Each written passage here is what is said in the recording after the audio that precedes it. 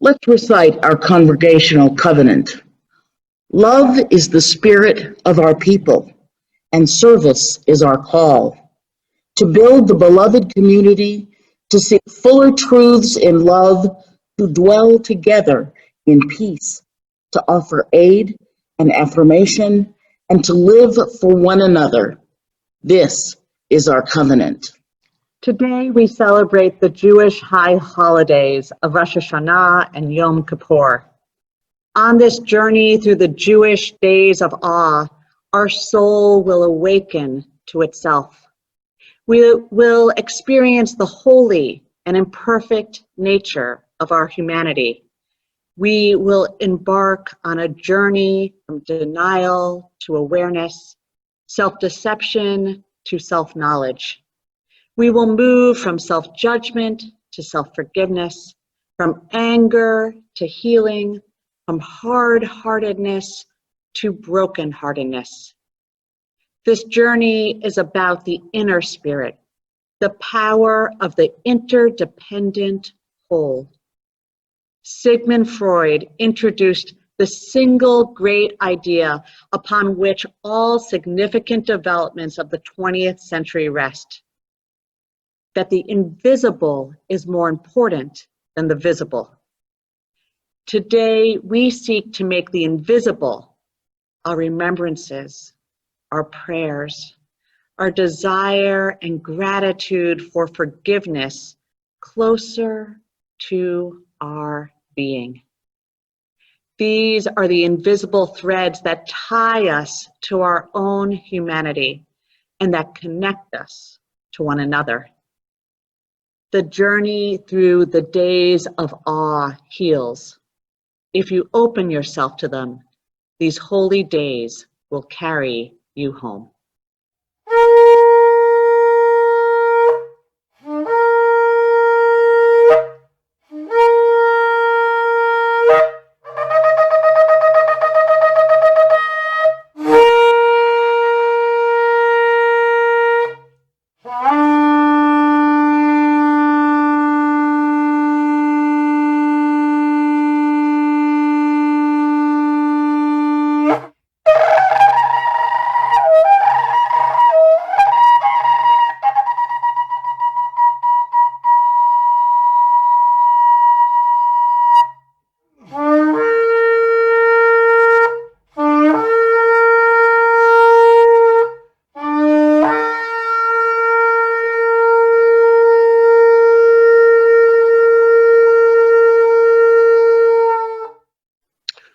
For untold generations on Rosh Hashanah, our ancestors listened to the sound of the shofar.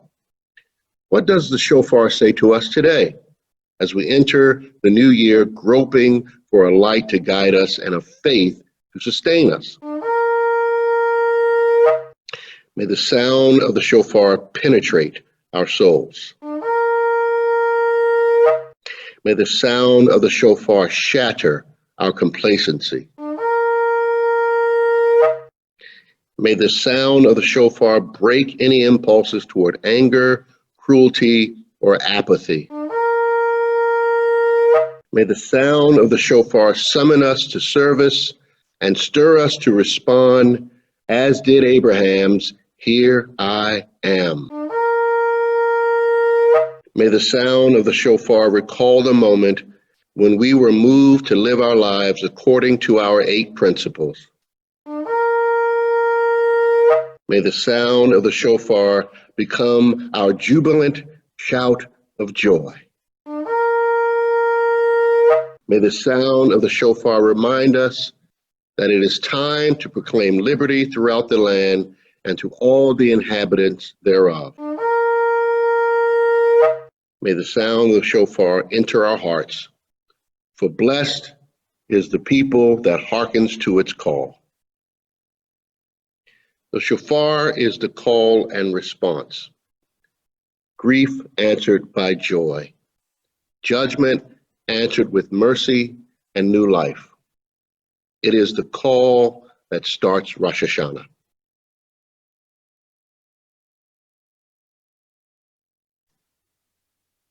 A rabbi was once asked by his students, Master, how do you know the hour in which night ends and day begins? One student spoke up and said, is it when you could tell the goat from the sheep while darkness is still there? And the master said, no. Another student said, is it when it's still dark, but you can tell the difference between the fig tree and the pear tree? And the master said, it is not. Another student said, is it when you could tell the house from the barn? And the master said, no. It is when you meet a stranger and see in their eyes that they are a sibling of your soul. Night ends and a new day begins when we could see in each other the full humanity within them. Night ends and day begins when we can realize the full humanity in ourselves.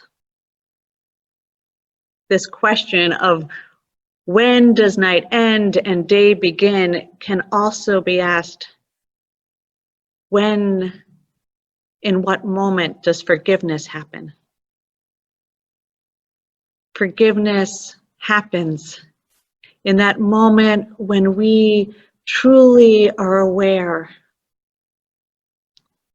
of how we wish the world to be and dream it into being and have that dream be accepted and blessed by another.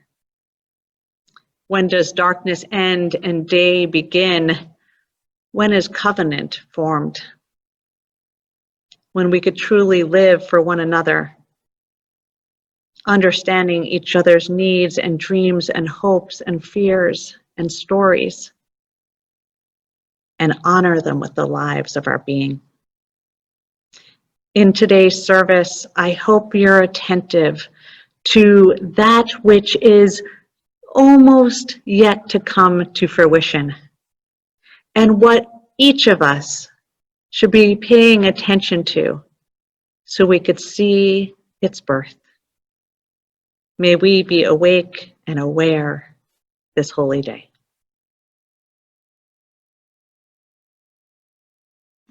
As we celebrate Rosh Hashanah, the Jewish New Year, we are offered a taste of the sweetness promised in the year to come. But before the old year is wholly forgotten, let us remember the old patterns, cruelties, and calamities that caused us to lament. It is in remembering our failures as human beings, how we forgot others, the ways we compromised our principles, how we committed small acts of violence or failed to stop larger ones from happening, how we gave over our days to work rather than relationships. Remembering these failures, let us make a commitment to ourselves, to our children, to each other here, to the world itself, to God and all that we find holy, that we devote ourselves to creating a new world free of marks of evil and violence that form the world of the year past.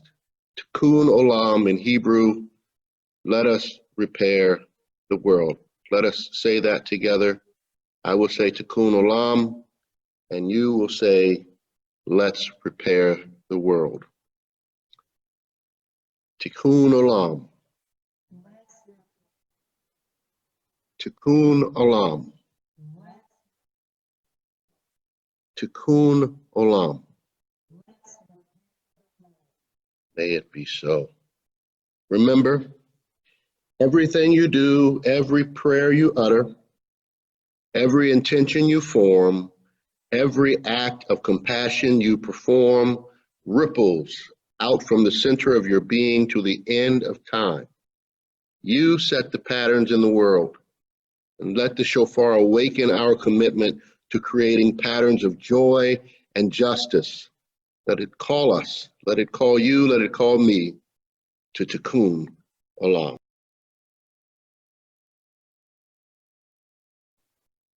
Takaya, the call to battle is sounded. Join the struggle against evil and suffering. Give your bread to those who are hungry. Give your strength to those who stumble. Give your time to those who are lonely and forsaken. Heal the wounded. Comfort the bereaved. Let us hearken to the Takaya's call to action. For in our hands, in our hearts, and in our minds are the means for building a better world, for doing the work of Tikkun Olam, and for hastening the day when all will hear the sound of the great shofar, the sound of liberation.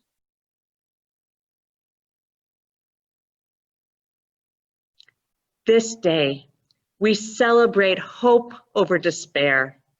Let us savor the sweetness of entering into the new year with energy for community, justice, and love. I invite you now to bring out your apples with your honey, to bite in. And as you bite in, let you taste the sweetness of this year. And may that sweetness signal to you your thanksgiving for the future of possibility. Let us remember in that sweetness our commitment to Tikkun Olam, our commitment to repair the world. Please join us in this sweetness. Join us in this moment of feasting. Good morning. I'm Roy Carson. Reverend Anastasia and Reverend John asked me to say the Mourner's Kaddish this morning, which is a traditional prayer that's said each Sabbath, each Shabbos, and at various holidays and at various times in the service throughout the year. The Mourner's Kaddish is always said in memory of those who have passed away. It's an interesting prayer because although it's said in memory of those who have passed, it actually is a prayer. It doesn't really discuss death and memories. It discusses, it praises God, and it prays for peace. I just want to comment on the tallis that I'm wearing belonged to my dad, and it was given to him by my grandfather, my father, Alfred Carson, blessed be he, my grandfather, Samuel Maisels, blessed be he, and the yarmulke that I'm wearing also was my dad's, so I always like wearing these. Yitgadal v'yizkadash shemei rabal, v'yomah divrah chirustei, v'yamlich machutei, v'chayechon uv'yomechon uv'chayei, tikal beit Yisrael, v'agolah, uv'izman koriv, v'yimru amen. Yehi shmei rabba mevorach leolam alome omaya. Yitbarach v'yishtabach v'yit pa'ar v'yit raman v'yit naseh v'yit hadar v'yit haleh v'yit halal shemei kudusha v'richu. Le'ela minka b'ruchata v'shirata tushbechata v'nechemata damoran v'yolma v'yimru amen. Yehi shlama rabba mim shamaya v'chayim aleinu v'yalkal Yisrael v'yimru amen. Oseh shalom bim ramav hu yaseh shalom aleinu v'yalkal beit Yisrael v'yimru amen. And the last line says, he who maketh peace in his high places, may he make peace for us and for all Israel. And say ye, amen.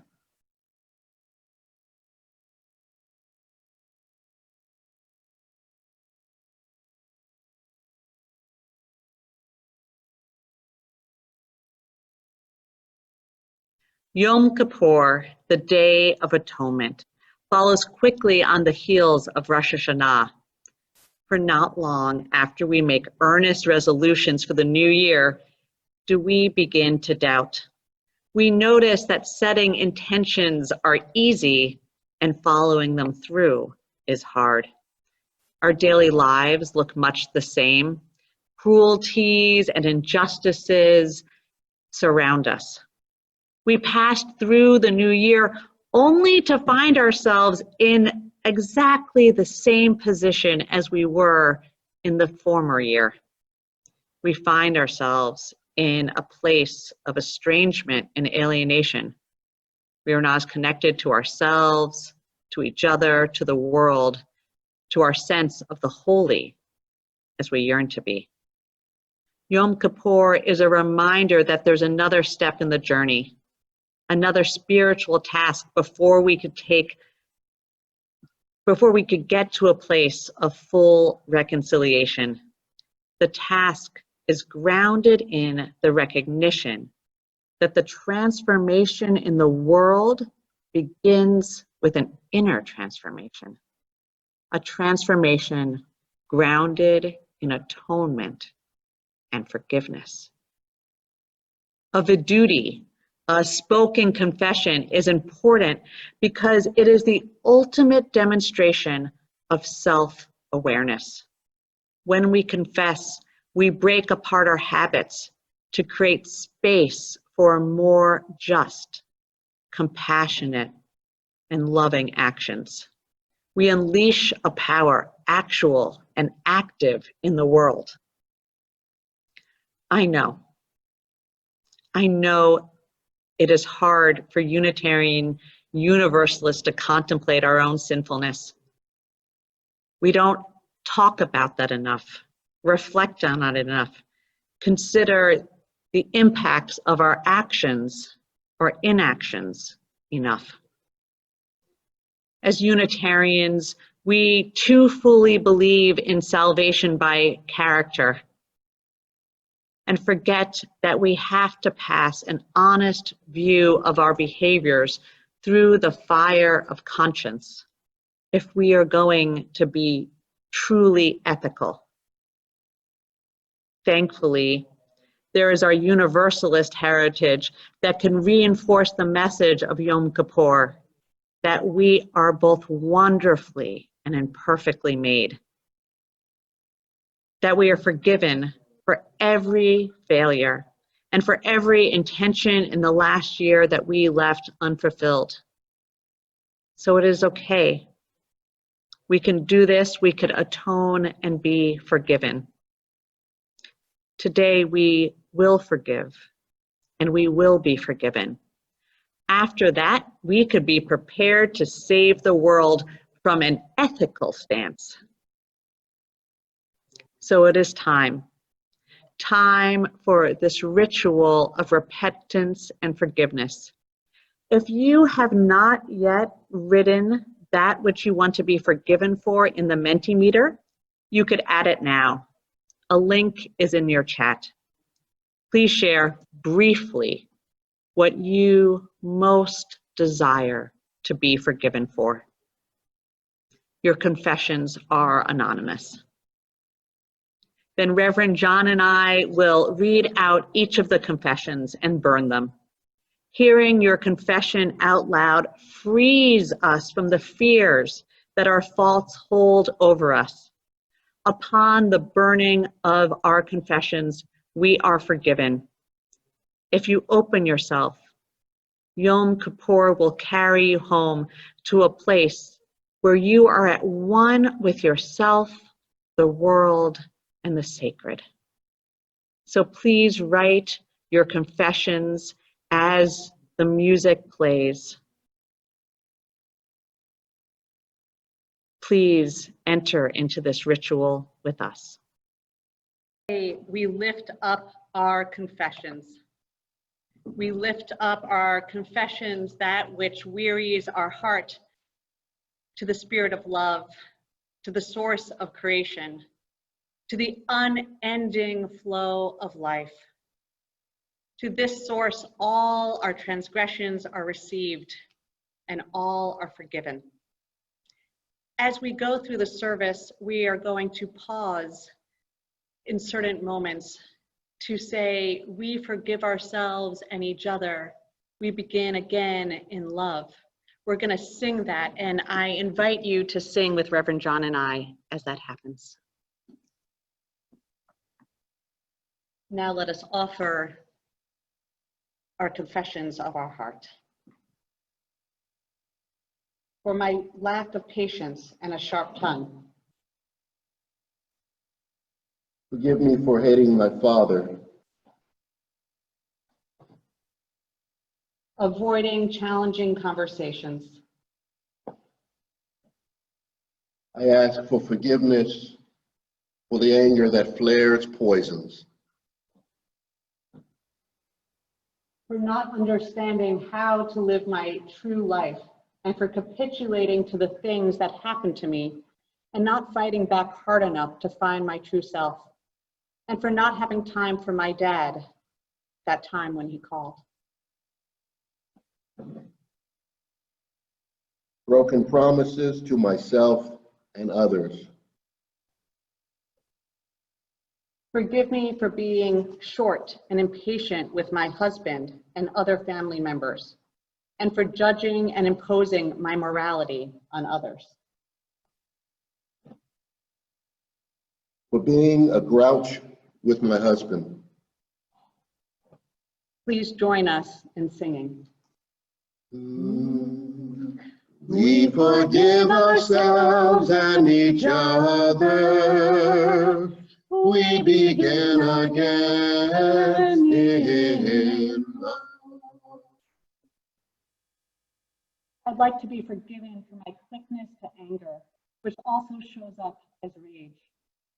I ask for the strength to respond more wisely rather than to react too swiftly.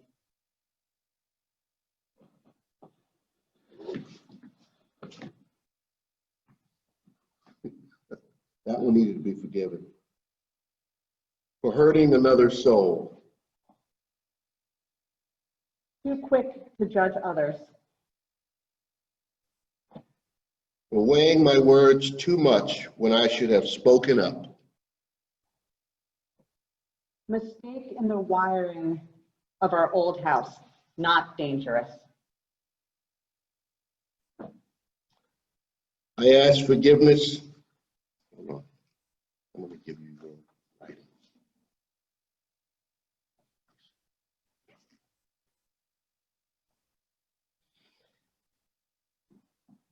For harboring anger, prejudice, taking too long to hear people of color.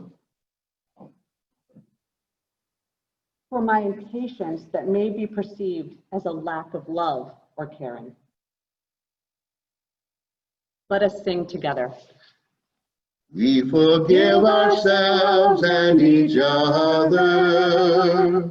We begin again in love. Forgive me, body, for not keeping you safe that March night. Forgive me, husband and children, for any moments of violence. I ask for forgiveness for being too judgmental, rigid, and unforgiving. For failing to be a better parent. For coming to relationships guarded and defended rather than being open, patient, and loving, and allowing trust to build. For using my lizard brain instead of pausing and thinking before reacting, especially with my wife. Impatience, especially with those I love. For my bitterness and anger at those close to me, my husband, my friend, and my stepdaughter. For scratching my brother. For failing to do better.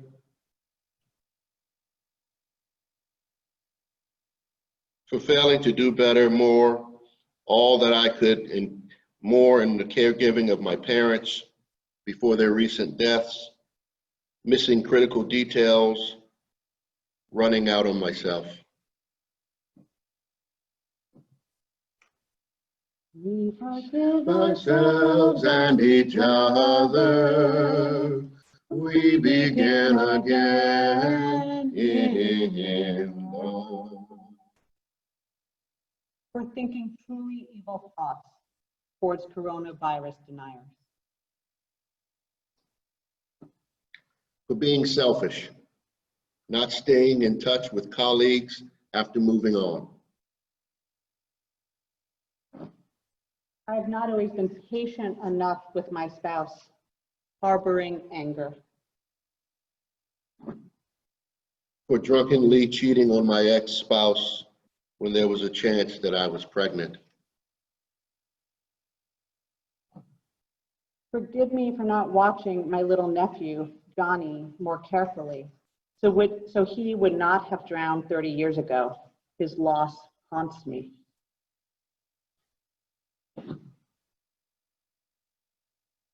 I ask to be forgiven for my hard-heartedness that I still carry from my youth and childhood, that I might consider someone else's struggles before I consider my own.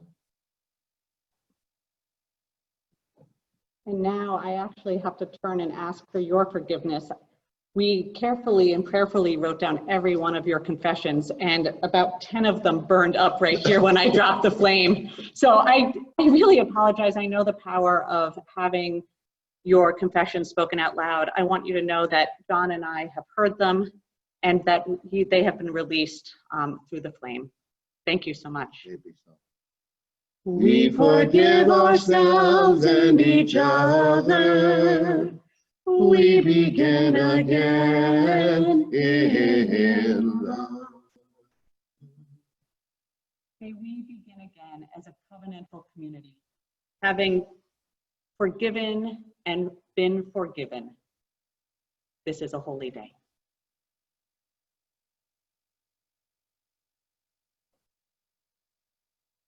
It is good to be forgiven. It is good to be at one with ourselves, each other, the world, the presence of life and love that some call God. Let us give thanks. We celebrate this day for sins forgiven. We rejoice that we're filled again with renewed hope and unfailing confidence.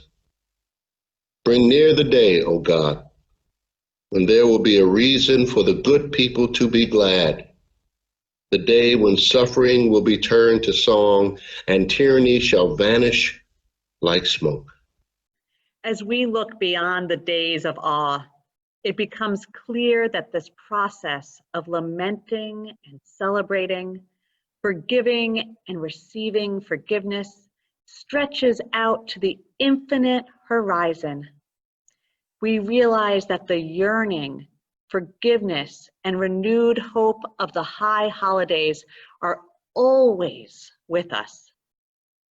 So we leave surrounded by blessing. So we carry in our beings the prayers that we have uttered. May you have the strength to fulfill your resolve. May God's Spirit be with you and with those you love. May you be granted health and contentment. May all soon be blessed by a world at peace. Amen.